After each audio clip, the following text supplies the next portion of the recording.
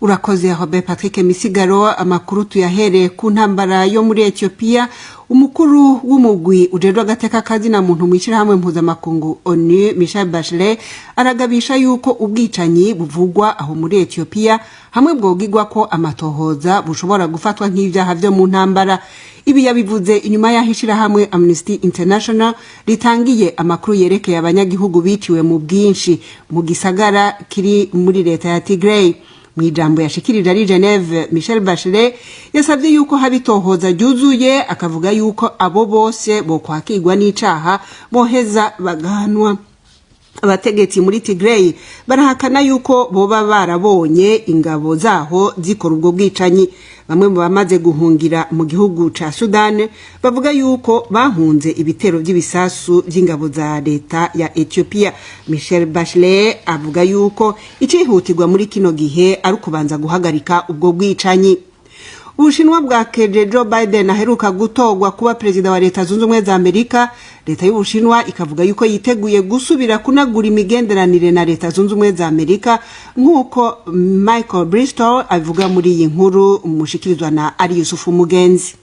Ubushinwa bufite icyizere ko bwana Biden azabana nabwo neza kurusha President Trump wabunenze ndetse anabafatira ibihano kubera ubucuruzi virusi ya corona n'ubutasi.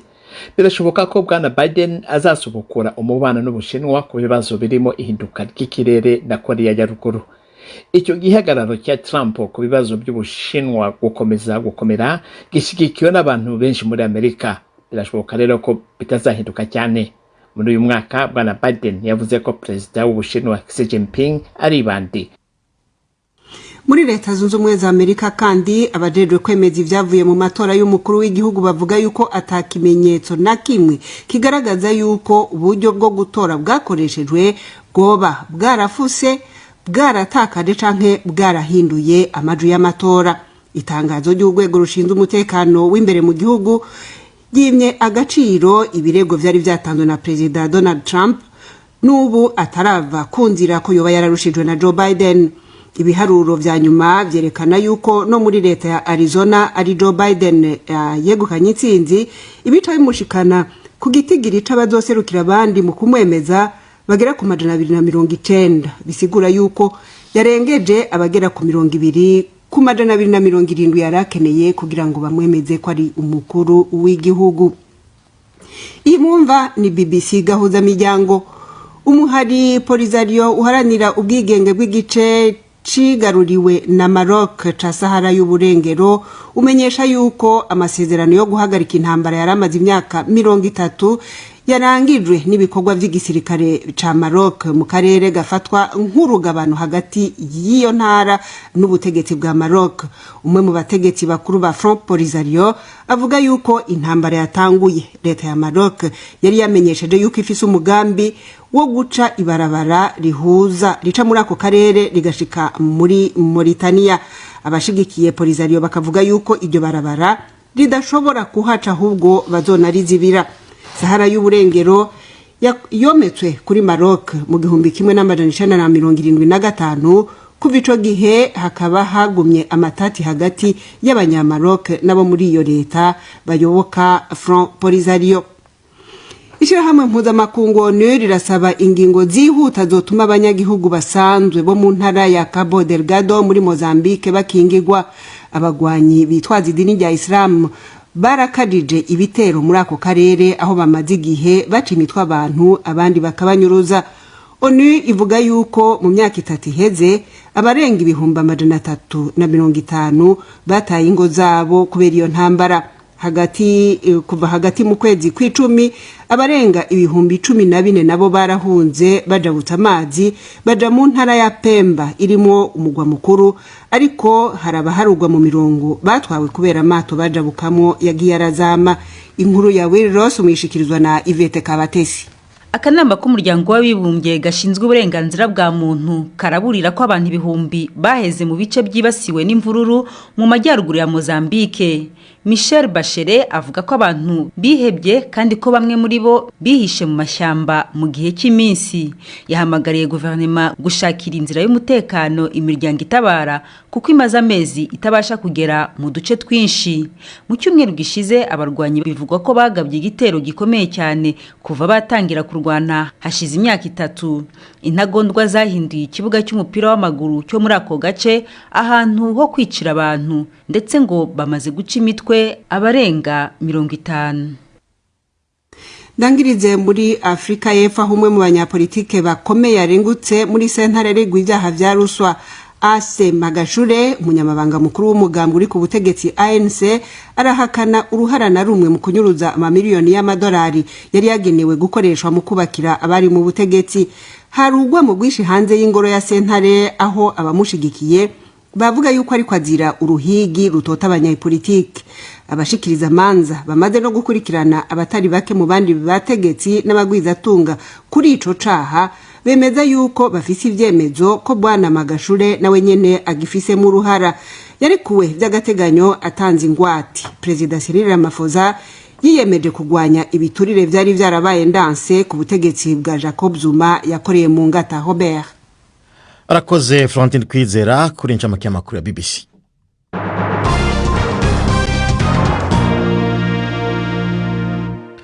Dasuye kubaha mwiriwe, ano makuru tuyahere mu buraruko bushira ubuseruko bwa Afrika. Abajejwe intwaro muri Ethiopia basohoye imitahe yo gufata abarongozi bakuru mu ntara ya Tigray isanzwe irikiragabwa ko ibitero n'igisirikare ca leta y'igihugu. Iyindi mitahe yasohorewe abanywanyi bakomeye b'umugambwe Tigrenya People's Liberation Front canke TPLF, ukaba ari wo mugwi wa politiki ukomeye i Tigray. Umushikiranganje wa mbere Abiy Ahmed yanagenye umurongozi mfata kibanza w'iyo ntara, ariko mu gihe itana mu mitwe ribandanya birashoboka ko yoba aragumye muri Addis Abeba. Ibi rero vyagizwe ariko birashobora gutuma ibintu vyunyuka i Tigray. Ni inkuru ya Kalkidan Yibeltanari Addis mushikirizwa na Fenega Kwaya. Izo mpapuro zo gufata abo bayobozi zigaragaje ko hashobora kuba nta yindi nzira isigaye yo gukemura ayo matate ari hagati y'abategetsi ba leta ya Ethiopia n'abayobozi b'intara ya Tigray.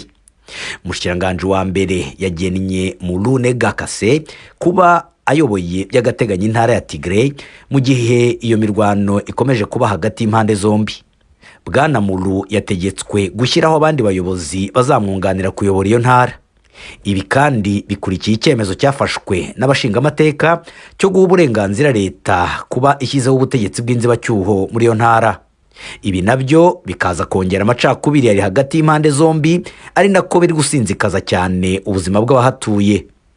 Umuryango w'abibumbye uravuga yuko biri kugora cyane gutwara imfashanyo muri iyo ntara ya Tigray, naho Amnesty International yo ikavuga yuko ari abaturage babarirwa mu majana bamaze kwicwa muri iyo ntara. Leta irarega ingabo za Tigray yuko arizo zikorwa bwicanyi, nazo zikabihakana. Abantu ibihumbi n'ibihumbi bakomeje guhunga iyo mirwano, benshi bari kujya mu gihugu cya Sudani. Hagati aho mu mijyi myinshi yo mu tundi duce tw'igihugu hari gukorwa imyigaragambyo yo gushyigikira ingabo z'igihugu cya Ethiopia. Inkuru ya Kalkidan Yibeltal. Reka tugaruke hepfo mu karere ku nkuru yerekeye imanza. Mu Rwanda Ubushinjacyaha bwaciriye bwasabiye nako Colonel Tom Byabagamba igifungo cy'imyaka 3 ku cyaha cy'ubusuma bwa telefone yagirizwa ko yakoreye mu ibohero. Bwana Byabagamba yahoze ari umukuru w'ugwego rucungera umutekano mukuru w'igihugu, akaba yarasanzwe yarakatiwe igifungo cy'imyaka 15 ku vyaha birimwo kwankisha abaturage ubutegetsi. Ubushinjacyaha bumurega ko iyo telefone ngo yari kumufasha mu mugambi wo gutoroka ibohero rya gisirikare. Colonel Byabagamba we ahakana ivyaha vyose, akavuga ko ari bihimbano vy'ubushinjacyaha bigamije kumugumiza mu ibohero. Inkuru irambuye yateguwe na Jean Claude Mwambutsa ari Kigali. muri uru rubanza rwaburanishijwe mu munsi umwe ubushinjacyaha bwavuze ko Byabagamba haregwa kwiba telefone ariko ntibwavuga nyirayo watanze ikirego. Buvuga ko iyi telefone yibwe mu mpera z'umwaka ushize ubwo Colonel Byabagamba yari mu rukiko akatirwa mu rundi rubanza. Abatangabuhamya batagaragaye mu rukiko ariko ubushinjacyaha buvuga ko bwabajije barimo abasirikare basanzwe bashinzwe kurinda gereza ya Kanombe. Aba ngo bemeje ko bafatanye Byabagamba telefone ubwo bari mu gikorwa gisanzwe cyo gukora isaka mu banyururu. Ahawe ijambo ngo yiregure, Tom Byabagamba yahakanye icyaha cy'ubujura. Yavuze ko gusanganwa telefone muri gereza ari ikosa ryo kurenga ku mabwiriza yayo ariko ko bitagize icyaha kijyanwa mu rukiko. Yanibajije umuntu waba yaribwe akaba ari nawe watanze iki kirego. Iyi ngingo kandi yanazamuwe n'abunganizi babiri, Valeri Gakunzi na Ntare Paul, bavuze ko gufatanwa telefone muri gereza kitaba ikimenyetso cy'uko uyifite yayibye. Busubiza ibibazo by'abaregwa ubushinjacyaha bwavuze ko nta gushidikanya ko icyaha cy'ubujura cyabayeho kandi ko telefone yibwe yagaragaje ko yari mu mugambi wo gufasha Byabagamba gutoroka gereza ya gisirikare, gusa umugambi ukaburizwa mutaraba. Ubushinjacyaha bwavuze ko butamuryoza icyaha cyo gutoroka gereza kuko cyahagaritswe kitaraba, ariko ngo amakuru yuko uwo mugambi wari wateguwe yose yatahuwe kuri telefone yasanganywe. Bwavuze ko bwagomba gusabira Tom Byabagamba igifungo cy'umwaka umwe n'igice ariko bukaba bwamusabiye imyaka 3 kuko iyi ngo yari insubiracyaha. Colonel Byabagamba ubu wamaze kwamburwa amapeti yose ya gisirikare yari asanzwe yarakatiwe mu bujurire gufungwa imyaka 15 ashinjwa ibyaha birimo gusebya ubutegetsi buriho no kubwangisha muri rubanda. Jean-Claude Mwambutsa, BBC Gahuzamiryango i Kigali.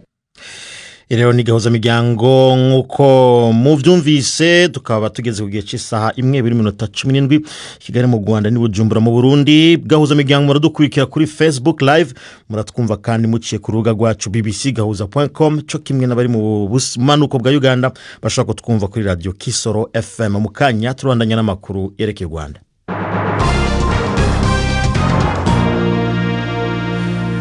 Rekunaho tuje muri Amerika ho umuryango wa Paul Rusesabagina uvuga ko abandanije kumererwa nabi n'ubugwayi. Itangazo ryasohowe na Rusesabagina Foundation rivuga ko bwana Rusesabagina ngo yabwiye umuryango wiwe ko bimwe mu bibazo afise harimwo kugwara umutwe no kubura intege kubera kutavugwa neza indwara y'umuvuduko w'amaraso bigategwa naho afungiwe. Mu kugerageza kumenya ukuri ku buzima bwa bwana Rusesabagina navuganye n'umukobwa wiwe Liz Rusesabagina ari mu Bubiligi, akaba yavuze ko aheruka kuvugana nawe. Impungenge zifatiye cyane kubirebana n'ubuzima bwe. Yatubwiye hashize ibyumweru 3 bikurikiranye atubwira yuko yabyutse agira isereri. Yatubwiye kandi ko hari umuganga babonana hafi ya buri munsi ariko uwo muganga apima tension, noneho agasanga tension ntabwo ayivugaho cyane, avuga yuko rimwe iba yazamutse ubundi igerageza gusubira mu buryo, ariko kuba abyuke akagira isereri nuko hari ikibazo. Icyo kibazo rero ntikivurwa, ntabwo icyo kibazo gishira. Muvuga ko ta miti yo tension cyangwa umuvuduko w'amaraso bamuha? Imiti barayimuha ariko ntabwo bayimuha uko bikwiriye. Bohereje imiti hano iturutse hano mu Bubiligi, iyo miti bahita bayitwara. Ubwo rero ngo ajya kubona akabona bamuzaniye ikinini, ntabwo azi ari ikihe kinini. Bo bari bamujyanye kwa muganga kuko yagize ibibazo agezeyo, yamaze icyumweru cyose adafata umuti, noneho tension irazamuka cyane. Ubwo rero tukaba twifuza yuko yabonana n'umuganga utari uwo mu Rwanda, yaba umuganga wo mu Bubiligi cyangwa uwo muri Union Européenne, washobora kumuvura mu buryo approfondi, mu buryo bwimbitse. Ariko abakuriye gereza bavugira gereza twashoboye kuvugana batubwira yuko vyeyi wanyu ngo ameze neza, kubishira mu majambo yavuze ati nta n'igicurana afise. Bashaka kuvuga yuko ameze neza, bakavuga ati ahubwo kubera bari bazi ibibazo vy'iyo tension cyangwa umuvuduko w'amaraso afise we yitabwaho ku buryo bwihariye. No kuvuga ko mutemera ivyo bavuga? Ntabwo tubyemera kubera yuko ntabwo umuntu yaba yitabwaho neza ngo ajya byuka agira isereri. Ntabwo yigeze na rimwe mu buzima bwe agira icyo kibazo. Niba kije ubu ngubu rero nuko hari ikintu kitagenda kandi hashize ibyumweru 3 gikurikiranije icyo kibazo kigaruka. Baratubwiye ko ngo abafunzwe bafise uburenganzira bwo kuvugana n'imiryango yabo, ati hariho telefone, akavuga ko byoroshe kumuhamagara mukavugana nawe akabibwirira. Ubu bwa vuba hari ubwo muravugana nawe? Ahamagara rimwe mu cyumweru afite iminota 5 n'uyu munsi twavuganye ngewe nyuma ya saa sita mu mwanya mwavuganye no munsi yakubwiye ko akimerewe nabi. Yego. Uti rero mwifuza ko yovugwa na muganga yabavuye hanze ni mu Bubiligi canke ivyo bintu mwumva bizokwemerwa ko mu gihe n'abamuhagarara mu vy'amategeko nabo hari abo batemereye? Niba badashaka kubyemera noneho nta kibazo bazanemere nibura yuko muganga we usanzwe umuvura hano mu Bubiligi umukardiologue yamuvura byibuza kuri video conference. Ukumva vyoruta abaganga bari mu Rwanda kuko no mu Rwanda hari abaganga babishoboye? Mu Rwanda niba hari abaganga babishoboye se kubera iki bamujyanye kwa muganga 3 mu cyumweru cya mbere bakamuha imiti ntigira icyo itanga barangiza bakadubura doze. Niba rero baradubiye doze nuko batabishoboye. Niba kandi iyo miti akigira isereri nuko hakiri ikibazo. Icyo kibazo rero igihe cyose kitavuwe akaba hamaze amezi 2 nuko abo baganga badashoboye. Amategeko arabye imfungwa mu Rwanda niyo abatemera ivyo wumva ivyo bo bikora gute kandi mu gihe n'izindi mfungwa batazibikorera? Ntago amategeko areba imfungwa mu Rwanda nyazi kuko n'ubwa mbere nkuye n'iyi situation, ariko nubwo ari ubwa mbere yewe ndavuga ibyo nifuza nk'umwana wifuriza umubyeyi we. Icyo ngicyo tuzakomeza kugiharanira kuzageza tukibonye. Liz Rusesabagina twavuganye. Abajejwe amabohero mu Rwanda ariko bobo bemanga ko bwana Rusesabagina ameze neza. Umuvugizi w'urwego rujejwe imfungwa n'abagororwa mu Rwanda P Kagame yabibwiye bagenzi bacu bari i Nairobi muri aya majambo. Rusesabagina ni muzima uretse no kugira ibibazo by'ubuzima nta n'umuriro afite nta n'igisani. Nta kibazo afite habe na get it from me rwose. Nuko utari mu Rwanda ngo nkujyaneyo nubwo bitemewe kubera covid ariko ni muzima pe. Kandi umuryango we ukwiye kumenya ko bafite ububasha bwo kuba baterefona no kuri gereza bakavugana n'umuryango. Telefone kuri gereza bafungwa bose n'abagororwa bemerewe kuvugana n'imiryango yabo. Biremewe rwose. Uretse na Rusesabagina abarwayi bose abagororwa bose dufite twemerewe kubavuza. Mu gihe barwaye noneho we by'umwihariko kubera ko yaje anafite izo pressure n'imivuduko y'amaraso yazi ko aribo babyivugiye ko abirwaye nawe arabizi arabivuga nta kibazo aravuza, ariko we bifite n'undi na special care kuba wumva ko nyine basakuza n'ubundi atanarwaye. P Kagame avugira urwego rw'amagereza mu Rwanda. Yvette Kabatesi mu kiganiro za muganga uno munsi akaba babwira ku ndwara ya diabete mu gihe ejo ari umunsi mpuzamakungu wayihariwe.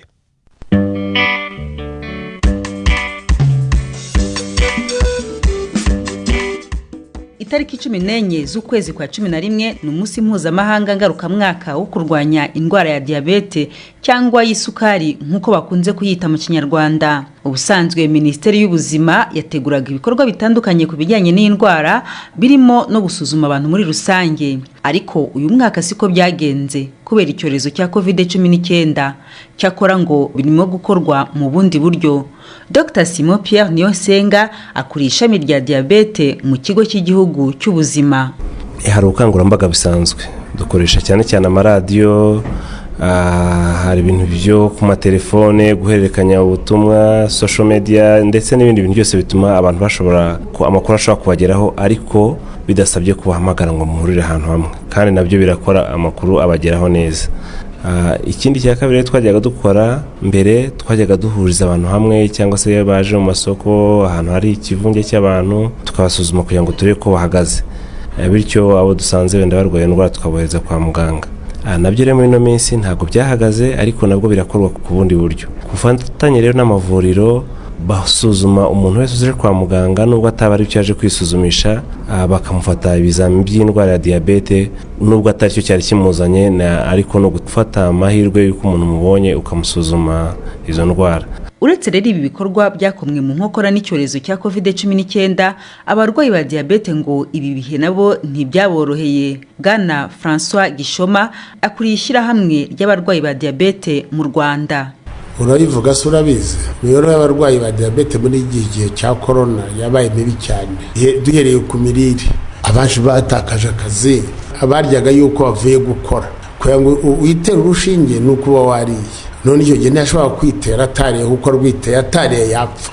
Hakabaza n'ikibazo cya transport, ntibashobore kujya kwa muganga kugira ngo abandikire imiti gihe akabura imiti icyo gihe ubuzima burahinduka nabi cyane. Amasi nka association mukora iki kugira ngo ibyo bintu bibashe kumenyekana? Burya umuntu uba ufite ingufu kuri politike y'abaturage mu gihugu ni leta. Twebwe twegereje na leta kandi dusanzwe dukora na Minisiteri y'Ubuzima, dufatanya gushaka imiti, dufatanya kubavura, dufatanya kubagira inama, ariko ntihabuze bimwe tutashoboye. Ntabwo twashobora kubabonera ibiryo muri icyo gihe cya corona yari imeze nabi, ntitwashobora kubatwara mu mabisi ngo bajye kwa muganga, icyo gihe babuze imiti. Ariko ubu nyuma yaho leta yakoze iki nuko yaretse n'imiti ikagera mu masantere de sante, abarwayi bakayihasangayo. Twagize Imana ubu diabete yemerewe kuvuzwa muri mituelle de sante.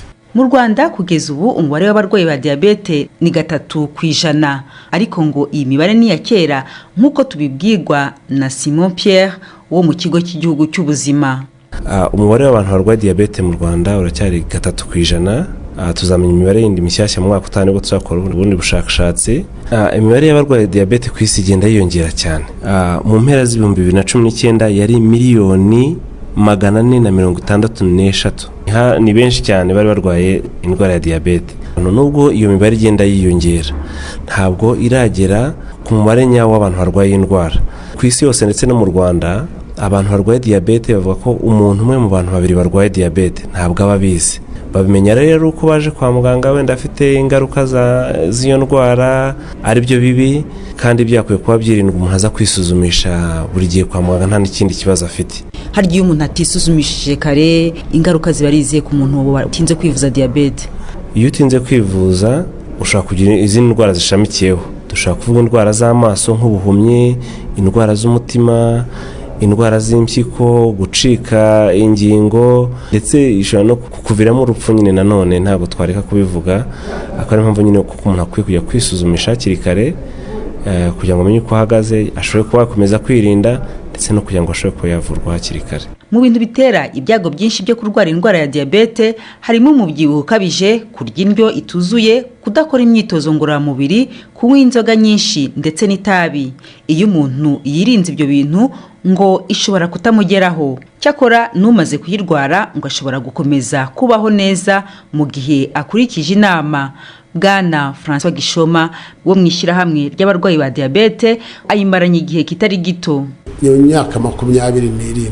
Diabete nakwambare nayo nubwo ari umwanzi wanjye, akaba ari ingome kuri njyewe. Nahisemo no kwigira inshuti ngo gutubane neza. Cyamfashije kwana nayo nkayiha ibyo ishaka nk'inshuti yanjye, ibwo ikayibamba y'amahoro y'amasaha 2. Ariko nanjye sinibagiwe ko ari umwanzi, nkayitera igishinge, ubwo hasigaye nkabana nayo gutyo. Kuko uburwayi wa diabete wiyizi umaze kuyimenya, yifata neza 95%, umuganga akazaza amuvura 5%. Insanganyamatsiko y'uyu mwaka ku munsi wo kurwanya indwara ya diabete ku isi izibanda ku ruhare rw'abaforomo mu kurwanya iyo ndwara, kuko aribo bahura n'abarwayi kenshi kurusha abaganga. Ni hano rero dusoreje.